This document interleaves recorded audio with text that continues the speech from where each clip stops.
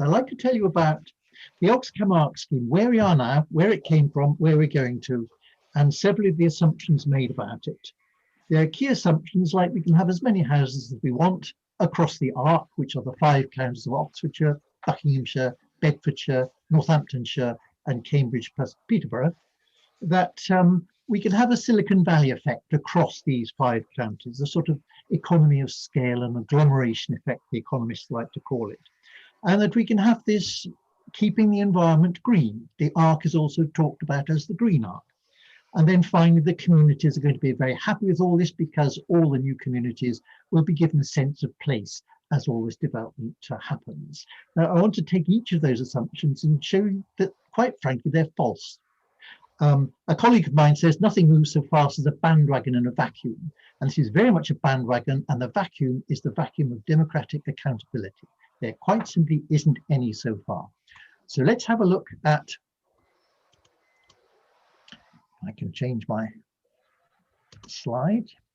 Let's have a look at the history of the Ox Camargue. The Ox Camargue started life as a donut, and it's a donut around London. You can see the donut was outside the green belt, but importantly, it was within commuting distance of the green belt. It was within commuting distance of London. So it was effectively a dormitory donut for London overspill. And then as time went by, key cities were singled out. London's obviously very important.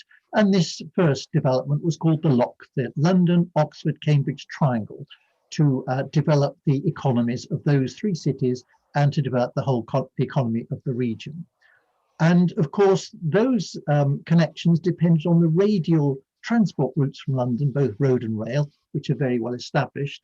And then in 2016, people started to talk about connecting up east-west from Oxford to Cambridge and beyond in both directions to form effectively an outer M25.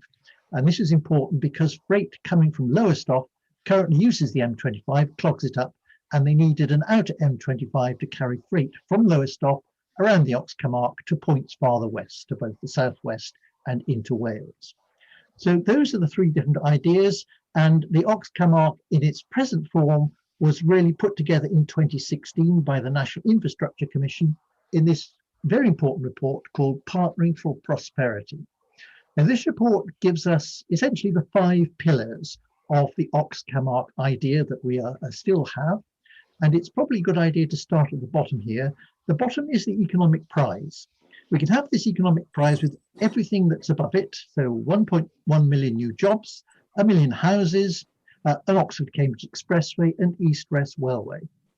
And I want to stress here that the National Infrastructure Commission said that this only works when the sum is greater than the individual, the whole is greater than the sum of the parts.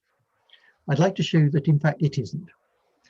Various ministries worked on different aspects of these 5 pillars.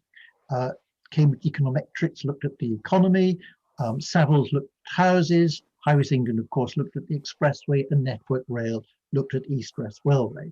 And after this report came out, several other ministries and agencies got involved. The Department for Business, Ministry of Housing, England's Economic Heartland, and then fairly late in the day, the Arc universities across the Arc, and of course the wildlife NGOs, BBAT, RSPB, and the Woodland Trust, and others. And of course, there are huge development opportunities across the Arc, those 1 million houses. So the development community, property developers weren't cold to the possibilities of making quite a lot of money by developing the Arc. This is one of them. Of course, many others are available.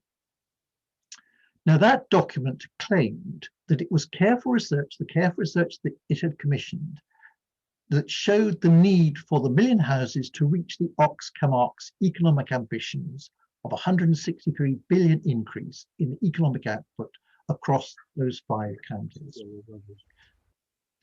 Our campaign against the Expressway began in about 2018. Here's one of our protests outside Brill Windmill, as you can see. And in 2020, we took a petition to 10 Downing Street with many thousands of signatures. And then in March this year, after a year of having been paused, the Expressway was finally cancelled by the Secretary of State for Transport. Now, if you cancel one of those 5 pillars, in this case, the Oxcam Expressway, the question is, what happens to those other 4 pillars? Do we reduce them, or do we try to crack on and aim for the same economic advantages as we've always had? If the whole is essentially greater than the sum of the parts, taking one pillar away must affect our ambitions of the other 4 pillars.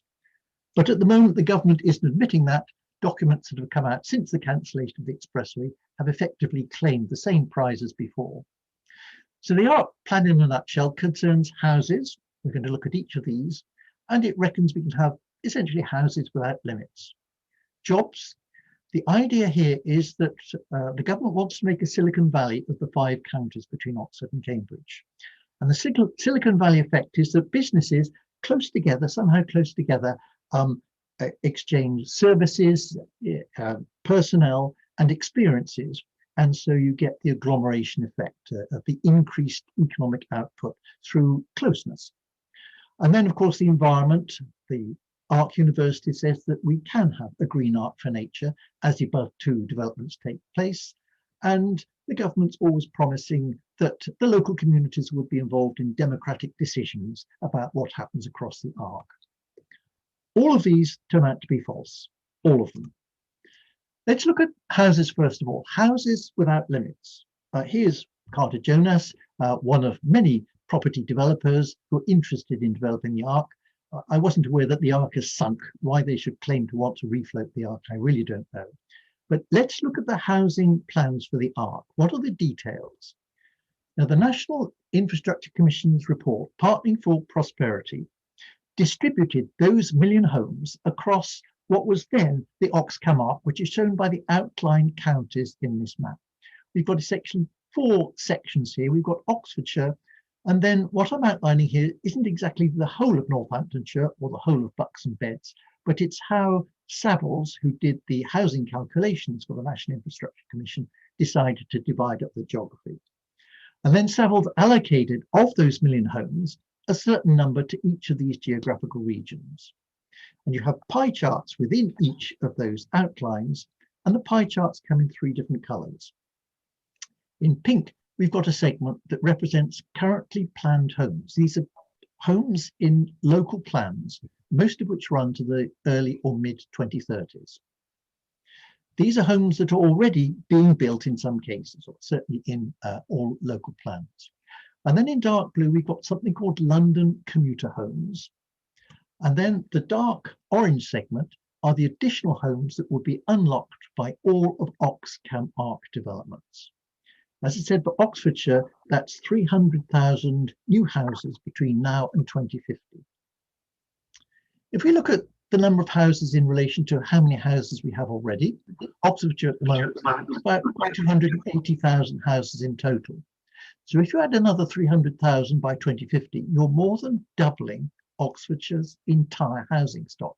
This is what this percentage figure represents here. And you can see all the way across the Arc, there's an enormous increase in the numbers of houses proposed by the Oxcam Arc plans. In the bottom right here, the 16% is the Office of National Statistics prediction of the increase in the UK household numbers to the same date, to 2050, 16%. Why should so much of that 16% be concentrated in such a small area, giving us these ridiculously large figures? The upshot of these plans will be as follows. This is Oxfordshire's total population on the left, on the y-axis here, over on a time axis at the bottom, starting with the Doomsday Book. We have records there. So here's how Oxfordshire has grown up to the last census in 2011. And here is how Oxfordshire will grow according to current local plans. The Oxfordshire Growth Board deal adds 100,000 to 2031. And then the Oxcam plans add another 200,000 to 2050. And you can see there's essentially planned exponential growth in our county for the next 20 or 30 years.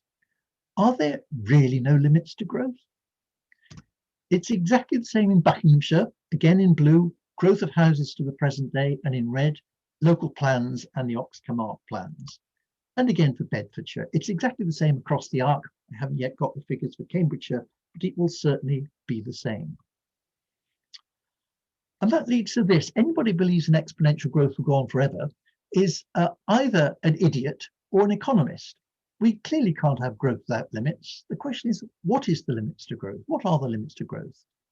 Oxfordshire at the moment seems to be suffering quite a few environmental disasters, far too much housing growth. And for these plans to come to fruition, the rate of housing delivery will have to double from the mid-2030s to 2050 to achieve the Oxcam ARC's objectives. Those 300,000 houses in total are equivalent to 21 new vistas across the entire length and breadth of Oxford County. As we saw earlier, the Office of National Statistics predicts a 16% increase in the UK household population of 2050. The UK is, of course, all the white area in this map. And the Oxcam ARC are the pale blue counters in the bottom right of that map. 16% population increase will require, according to ONS figures, 3 million more houses nationwide by 2050. 1 million of those houses, as we saw, will go into the Oxcam ARC. Why should 1/3 of total growth to 2050 go into less than 5% of the land area with less than 6% of the total UK population? It really doesn't make any sense. But that's what's planned. Those are the houses, the jobs.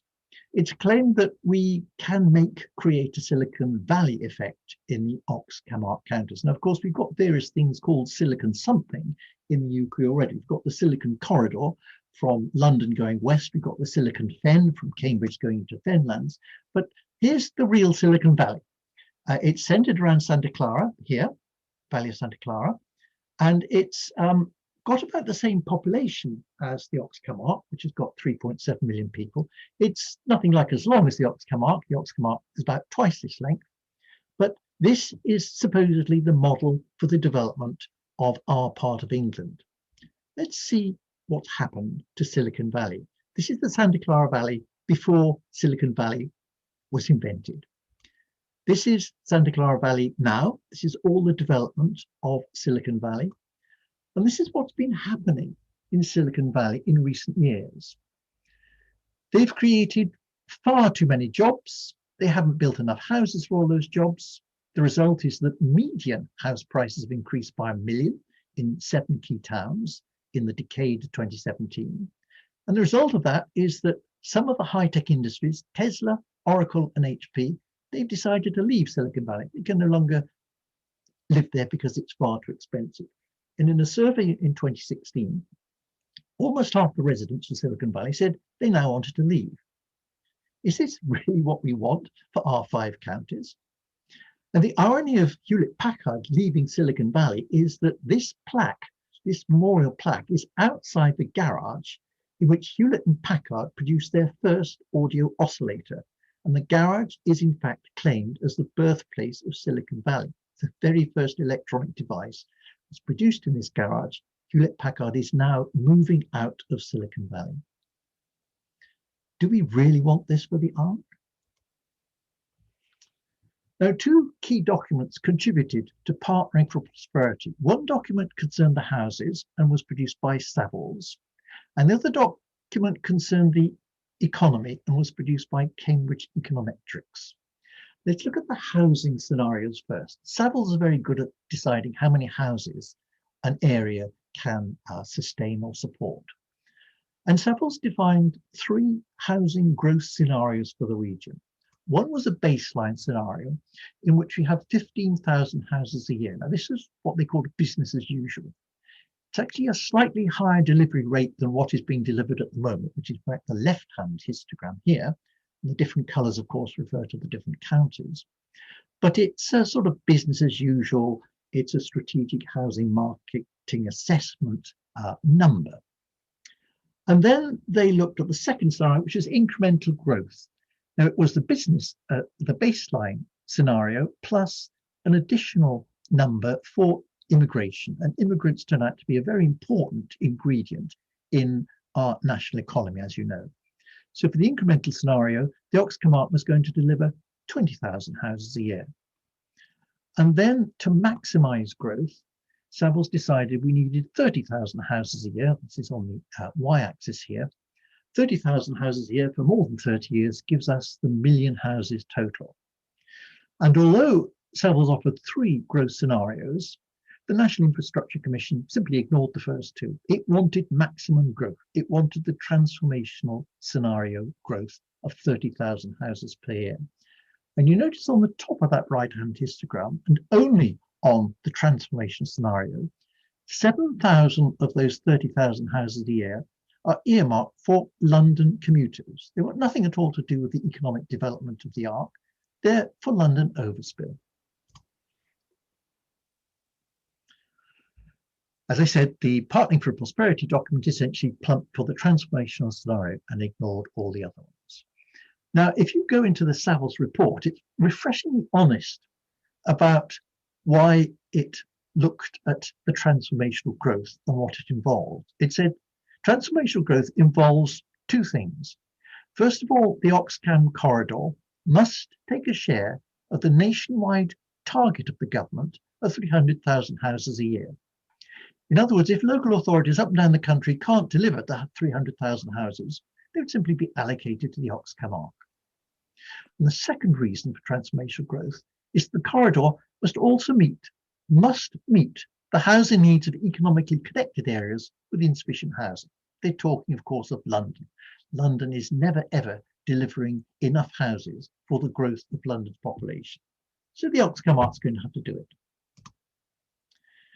The conclusion from the transformation scenario, as put forward by Savills, is that the 1 million houses for the Oxcam Arc have absolutely nothing at all to do with the needs of the Arc communities, nor even the businesses of the Arc. The Arc is simply going to be a dumping ground for houses that can't be built elsewhere. That was Savills' take on housing delivery. Now, Cambridge Econometrics produced a second report that contributed to the National Infrastructure Commission's Partnering for Prosperity, and it turned Savills' 3 housing growth scenarios into predictions of the future population's labour force and, importantly, economic output. And it seems to me that the government was going to be slightly embarrassed if it simply put forward Savills' report and said, well, the Oxcam Arc's going to be a dumping ground for houses. So Cambridge Econometrics essentially had to put some lipstick on the pig. It had to make it economically attractive to do this, because nobody in their right mind wants simply houses dumped on them. So let's see what Cambridge Econometrics did. Well, it's took the 3 scenarios, baseline, incremental, and transformation. Now, don't be too worried about all the numbers, because I'm going to highlight the important ones here. And if we look at the population across the Arc in 2040, it's the same, of course, in all scenarios. This is the starting point. And then according to the different scenarios, these are the people in 2050. It's going up because we've got extra things happening. These are the jobs in 2014. Again, the same in all scenarios. These are the jobs in 2050 going up. And then this is the gross value added. This is the economic output. GVA is almost like GDP. You can regard it as GDP. They're very close to each other. And the GDP in 2014 was this across the Arc. So with that number of population, that number of workers, and the output per worker. And then this is the economic prize according to the 3 scenarios. It's this for the baseline, that for the incremental, and that for the transformation. This is the total output. So the final column here is the increase of the 2050 over the baseline, which is effectively doing nothing from the 2014 situation. So here's the change over time. Here's the increase in the economic output. And we've got the difference of those different scenarios, with the final prize, the one at the ICE, went for at the bottom right there, under the yellow oval, 163 billion a year extra through all this development. Now, how did Cambridge Econometrics justify this? Well, they pointed out that at the moment, those 3 growth areas of Oxford, Milton Keynes, and Cambridge are quite separate. In fact, the circles here represent the catchment areas for a 45-minute journey time to each of those cities. And because the transport system across the arc isn't very good, according to Cambridge Econometrics, then each of those workforces is really quite separate from each other. Now, I've drawn a line in black there, which is East-West Railway, which is happening anyway. And we'll see in just a minute that East-West Railway occurs in all three growth scenarios. So it doesn't make any difference which scenario you're talking about. What Cambridge Econometrics said is that what we need to do is to overlap the three workforce areas so that we can have some grand economies of scale, that workers can share experience, that employers can share workers, and that we can have some agglomeration effect. So what they propose is that if we increase communication with an expressway across the arc, then we can make the 45-minute catchment areas much bigger. Here's one for Oxford, for Milton Keynes and Cambridge. And now you can see the overlap where previously they didn't. So we can have this agglomeration effect. And economists talk about the agglomeration effect boosting economic output through the effects I've mentioned. And transport connectivity is the key to this agglomeration effect. London is extremely successful because all the businesses are crowded together. We can't crowd Cambridge, Milton Keynes and Oxford together physically, geographically, but we can crowd them together by improving the transport system across the arc. And that's precisely what these proposals aimed to do and claimed to do. So Cambridge Econometrics added to Savills housing plans transport links to get this agglomeration effect. Now, as I said before, the East-West Railway is present in all three scenarios, according to Cambridge Econometrics plan. The difference between baseline and incremental is that at each end of the arc, the very productive cities of Oxford and Cambridge, local transport would be added in the form of light rail. So we've got, if you like, a local agglomeration effect at both ends of the arc to give us this incremental scenario. But the transformational scenario involves East-West Rail, local transport, but importantly, the expressway to bring everything together, So this is the thing we saw just now. These are the outputs. And you can see that the expressway is uniquely associated with that boost from the incremental to the transformational increase in economic output. The boost from 120 billion to 163 billion is due, it seems, just to the expressway.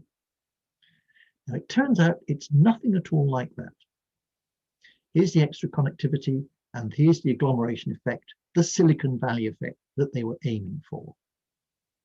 Now, notice that jump in increase on the right here is actually associated with an increase in the number of jobs as well. That increase in the number of jobs arises simply because Savills have funneled ever more houses between the incremental and the transformational scenario. So let's just have a recap of how Savills and Cambridge Econometrics view development. Savills started off looking at the three towns across the arc like this. They haven't got enough houses according to Savills. So Savills simply said, well, let's put more houses. It's a densification. There aren't many at the moment. We're going to add a few more. We're going to add the million, but we won't necessarily add the transport system to link them all together. What Cambridge Econometrics did was to say, well, let's add the expressway. Then we've got the agglomeration effects because those catchment areas overlap, and we have effectively the London effect, or if you like, the Silicon Valley effect for the Oxcam arc. Now, the problem with all this thinking is that Cambridge Econometrics actually mixes three things that are contributing to that total increased output. The first is increased population, simply putting more houses. The second is the increased economic output per worker. And then the final thing is the agglomeration effect of transport links creating a Silicon Valley in the Oxcam arc. And in fact, we can split the advantages down into those three different things separately. So according to three scenarios, we've got the worker population increasing according to this number. These are Cambridge Econometrics figures. This is the most strange one of all. According to Cambridge Econometrics, the GDP per worker in 2014 is about £49,000. This is the productivity of each worker. It's the same across the scenarios. Now, by some sleight of magic, Cambridge Econometrics reckoned that all workers across the arc, regardless of the scenario, would somehow magically have an increased GDP output per worker by 2050, which isn't exactly double, but it's on the way to doubling. And it never ever justifies this figure. It simply says, well, of course, output per worker is going to increase across the country. Well, if it increases across the country, that's fantastic, but it's not increasing, especially in the ARC, it's increasing across the country. There's nothing special about the ARC in this increase. It could happen anywhere. And the final bit of the puzzle is the agglomeration effect of joining up those separate work centres of Oxford, Milton Keynes and Cambridge. So here's the GVA per worker according to the three scenarios. And this on the right here is, we can work out separately, the agglomeration effect, what we get from building the expressway to make those three work areas combined. So let's put it all together. What we've got here are, first of all, the total GVA output in 2014. This is the baseline against which we measure everything else. This is the increase in GVA due to the increased number of workers. The more workers you've got, the more output you're going to get. This is the increase due to Cambridge Econometrics' assumption that somehow magically the GVA worker will almost double. And this finally is the increase due to that agglomeration effect of pushing the expressway across the 5 counties. So if we add up those increases, that plus that plus that, we get the increase due to, according to the baseline development. That is the increase on that output to give us the total in the right-hand column. And we can do that for the incremental scenario. We can do that for the transformational scenario. What we find is that if we add the total GVA output in 2014 to the increased output due to these 3 scenarios, we get the total GVA output according to the 3 scenarios in 2050. The important thing is, when we look at the transformation scenario, the one that the National Infrastructure Commission has singled out as important, this is the percentage increase. This is the percentage contribution to this increase due to these 3 factors. 1, 33% is due to the increased workforce. Well, it's rather simple, really. If you have more workers, you have greater output. It goes without saying. The second is due to that very strange assumption by Cambridge Econometrics that the GVA per worker magically doubles. 57% of the increased economic output is due to this assumption, which Cambridge Econometrics never seems to justify. And finally, only 9.2% of the increased economic output is due to the agglomeration effect. The whole really isn't greater than the sum of the parts, or it's only 9% greater than the sum of the parts. Do we really have to destroy quite so much of our 5 counties for a 10% increase? This is the only benefit of the Ox-Camargue's uniqueness. We can put extra workers anywhere. We can make the assumption about GVA increase anywhere across the country. This is the only thing which might be unique to the Ox-Camargue area. That was the jobs. Let's look at the environment.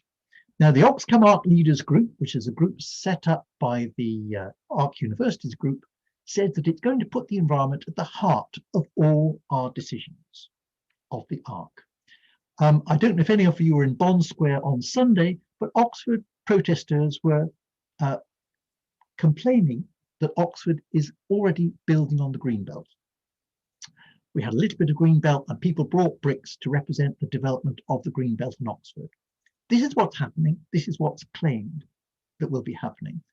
In fact, the chair of one of the district councils that is doing this, building on the Greenbelt, is chair of the ARC Leadership Group.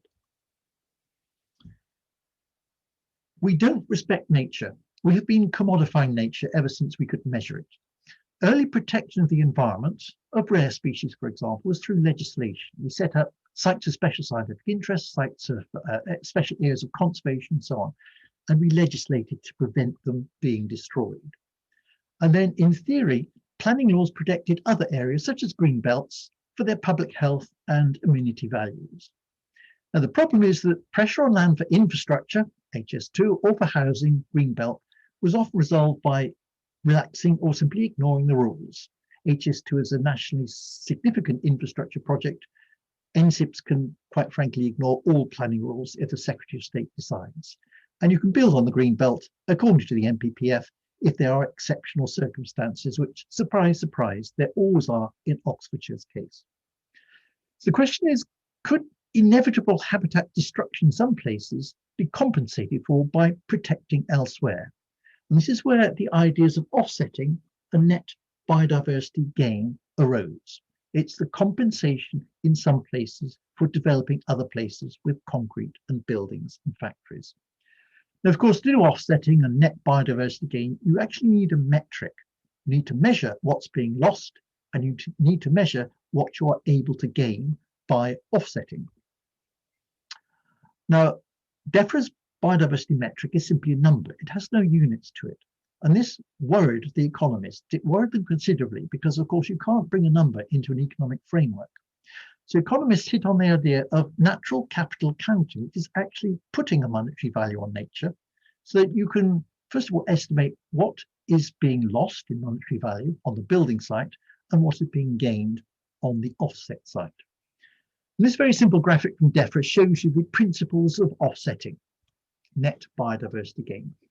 In scenario A, we have an area that a developer wants to build houses on. Here's the field with, let's say, one tree.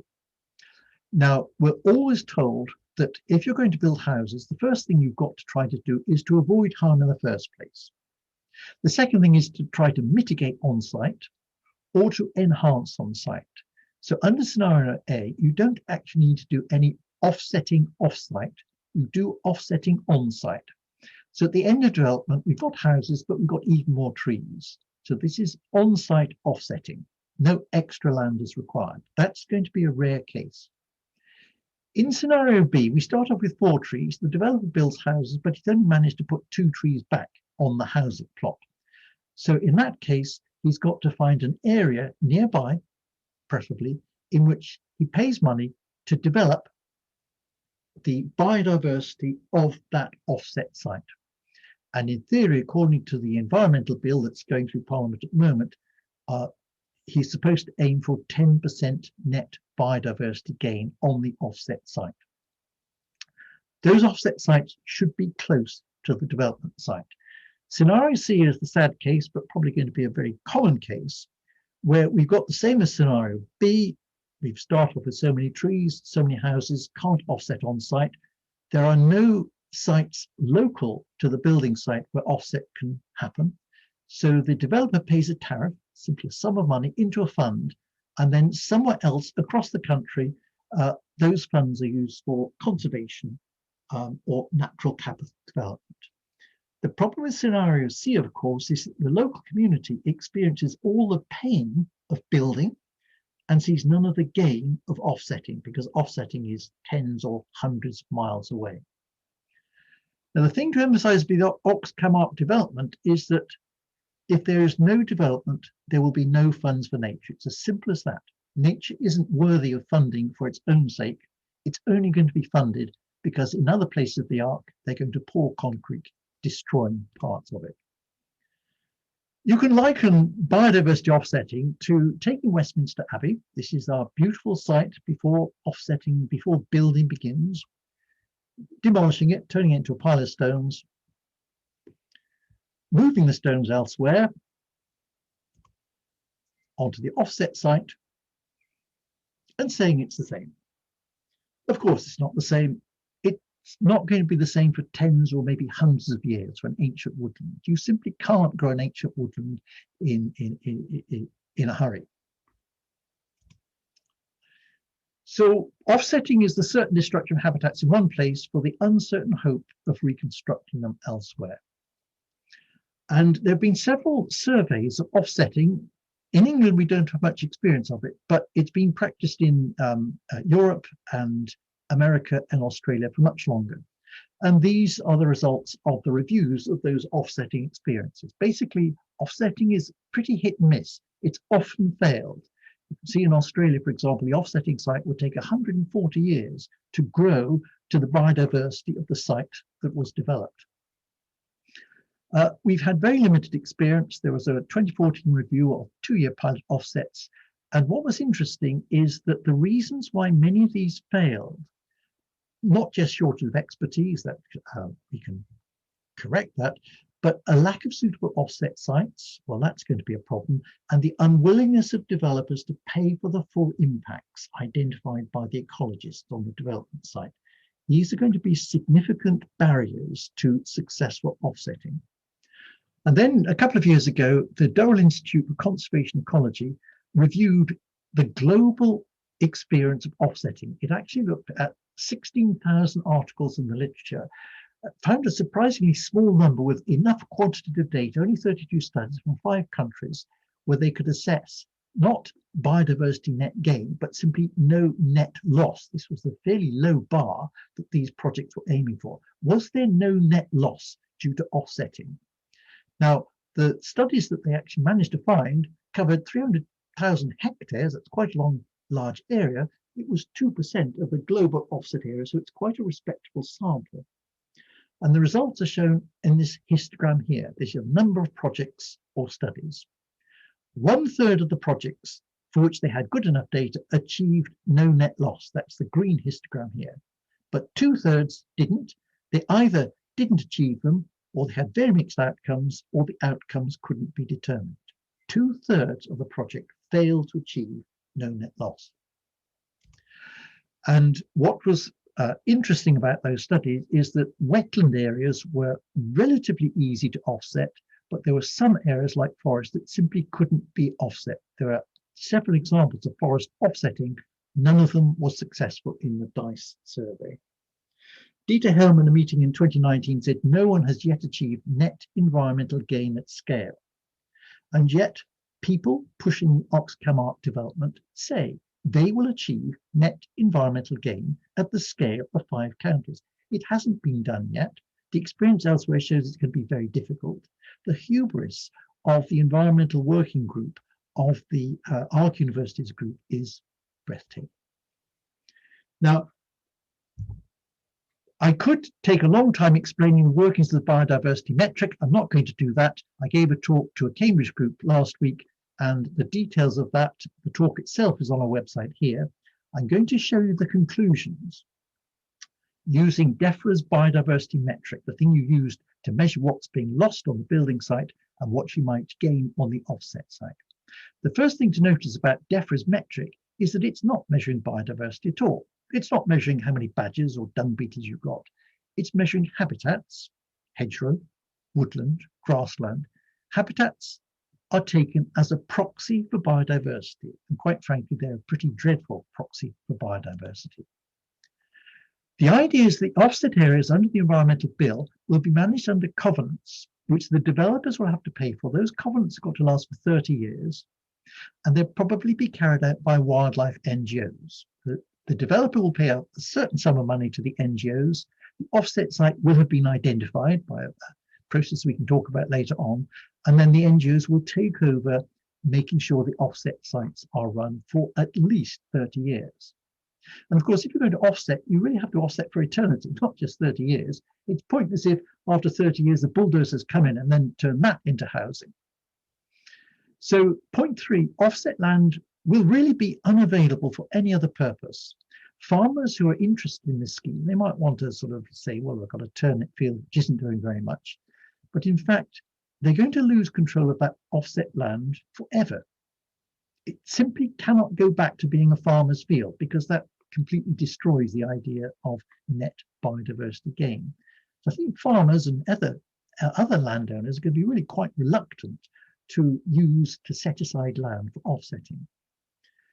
And the fourth point, which you need to look at the table in detail, is it's unlikely that enough offset land will be available locally, because it turns out if you destroy 1 hectare of, let's say, upland deciduous, upland calcareous grassland, you can't offset by simply growing 1 hectare of the same grassland elsewhere, because the difficulty of growing that grassland and the time it takes to grow that grassland are penalties in the biodiversity metric. It turns out for every 1 hectare that you destroy, you've got to offset 7 hectares of identical habitat because of the time it takes and the uncertainty of it.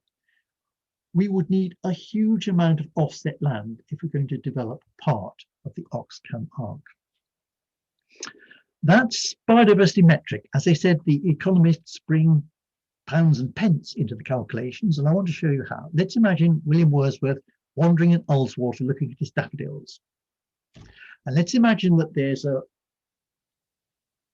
incinerator waste company called EcoBurns with fantastic green credentials. It wants to build a waste incinerator in Ullswater. This needs a capital assessment of what's going to be lost. So let's look at Wordsworth's poem. So he's wandering over vales and hills. Now, vales and hills have amenity value. We like to walk in them. Amenity value can be costed. It can be given a pound sign. And of course, they also have flood prevention values. They stop flooding downhill of the vales and hills. So we're going to put a natural capital value of 500 on the vales and hills. Well, golden daffodils, we can pick them and market them each year. So that's £50. Beside the lake, well, water companies are very interested in water resources, so we give that quite a high capital value of £1,000.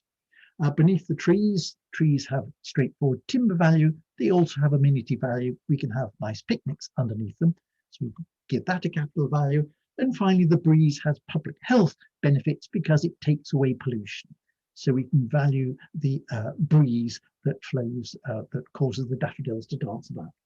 So the total natural capital value of Wordsworth's Ullswater is that. Let's say, for the sake of argument, that EcoBurns reckons that its incinerator benefit is £2,500 a year. You can see where the argument's going. EcoBurns is going to claim, well, if natural capital value is that, our returns on investment is greater than that, we can concrete over Ullswater to build our waste incinerator. You say, well, this, of course, it won't happen. It just has happened in Gloucestershire, my home county. So the council rejected plans for an incinerator. The Secretary of State called the plans in and forced the plans to go ahead. That incinerator is now being built. Let's look at the implications of this for the Oxcam Arc. This document came out in about February of this year. Look, it's got the stamp of HM government. It's called the Arc Spatial Framework. And the Oxcam Arc now has the interests of 10 and 11 Downing Street. It's one of the personal projects of the Prime Minister. On page 2 of that document, it actually tells us what the ecosystem services across the Arc, the 5 counties, are worth. They're worth 2.27 billion per year. It's important to emphasize that natural capital value accounting is always a yield. It's a per annum value. And on page 3 of the same document, it tells us what the economic benefits, this 163 billion we saw before, would be of ARC development. And again, these are yields per year, 163 billion per year forever. And you can see, well, if the ecosystem services are worth 2.27 billion and the economic returns 163 billion, there really is no point in keeping those ecosystem services. Why don't we concrete over the ARC and we'll have a slightly lower economic output of 161 billion rather than 163 billion. Why bother to save nature across the ARC? This is the dilemma. So the ARC enthusiasts are looking at development, and at the same time, they're promising to double nature across the ARC. Now, there's a champion of the ARC Environment Working Group who is refreshingly honest, and she says, I haven't got a clue what doubling nature means, and I really haven't got a clue how to do it. But I got some very clever people helping me to do it, so that's all right then. The idea of doubling nature arose from Natural Cambridgeshire. And Natural Cambridgeshire, a collection of business and NGO interests, is putting together an agenda to ensure, well, as you can read there, ensuring that Cambridgeshire's wildlife is protected. It came up with the phrase doubling nature, and doubling nature is a phrase that was then adopted by the Oxford Cambridge ARC Working Group in the ARC Universities Group. And you can see what was written there by Councillor Bridget Smith, the chair. We want to achieve economic development and also save nature at the same time, producing a green ARC. Well, let's have a look at what they're proposing to double. So remember the legally protected habitats I mentioned before, like SSSIs and SACs and so on. This is a map of Oxfordshire, obviously. And these are the legally protected sites. We've got Oxford here, and of course you've got the green belt around the city. And then these are the different categories here. And looking at it, really, there's very little to double. It should be easy to double. Nature is in a pretty bad state across the 5 counties. All counties are like this. There's really very few large areas. And one thing that John Lawton's Making Space for Nature report in 2010 said is that we need to make bigger, better, and more joined up nature. This was Lawton's plea in 2010. He made it again in 2020. It's fallen on deaf ears yet again. Now, Rupert Maysfield of the RSPB alerted me to the fact that the Environment Working Group appreciate that this sort of legally protected habitat will be easy to double. It's not a very sensible target for doubling. So instead, they're looking at what Natural England defines as priority habitats, which are defined there, most threatened areas requiring conservation. And these priority habitats include, in fact, the protected areas you saw on the previous slide. But again, in Oxfordshire, and in fact across the Arc, you can see it's incredibly patchy. There aren't large areas at all. If we zoom in, for example, to Oxford City, you can see certain patches which you're probably familiar with. We've got Ockmore here, we've got Whiteham here, we've got Port Meadow here, and so on and so forth. But they're really very, very small patches in urgent need of bringing together and protecting. Looking across the 5 Arc counters, these are the percentage of the 5 Arc counters there in the different colours here, which have these different habitat types across them. Let's look at deciduous woodland. It's by far and away the most abundant across those 5 Arc counties. Bucks has almost 8% coverage of deciduous woodland. Oxford's doing quite well with up to 6%. And you can see that the other protected habitat types, there's really not much of them across all 5 counties. This is the totality of those different area types. The trouble is, if we look at the size of each of those patches, so we've got 8% deciduous woodlands in Buckinghamshire. What is the size of a woodland patch in Buckinghamshire? This is the mean habitat size in hectares now.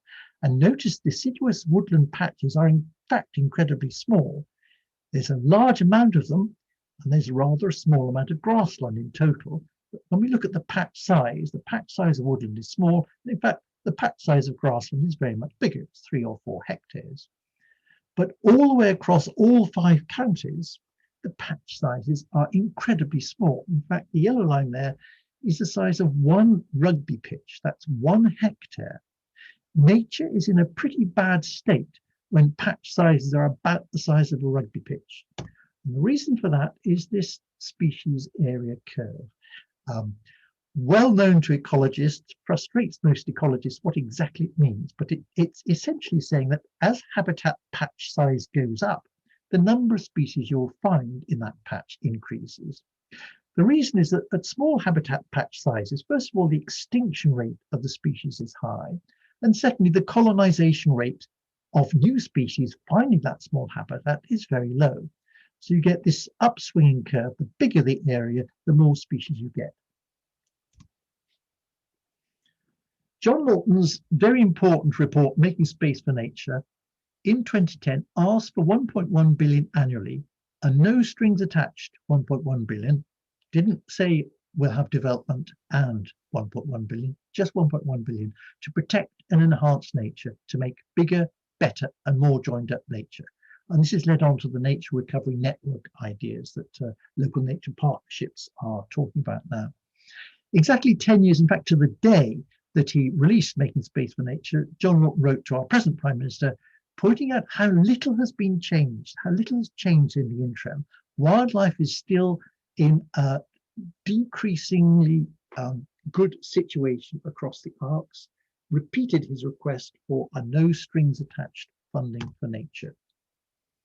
The trouble, as we've seen, with net gain and natural capital approaches across the Arc is that some parts of nature may be improved, but they will only be improved at the cost of losing other parts of nature to development. It's a quid pro quo for development.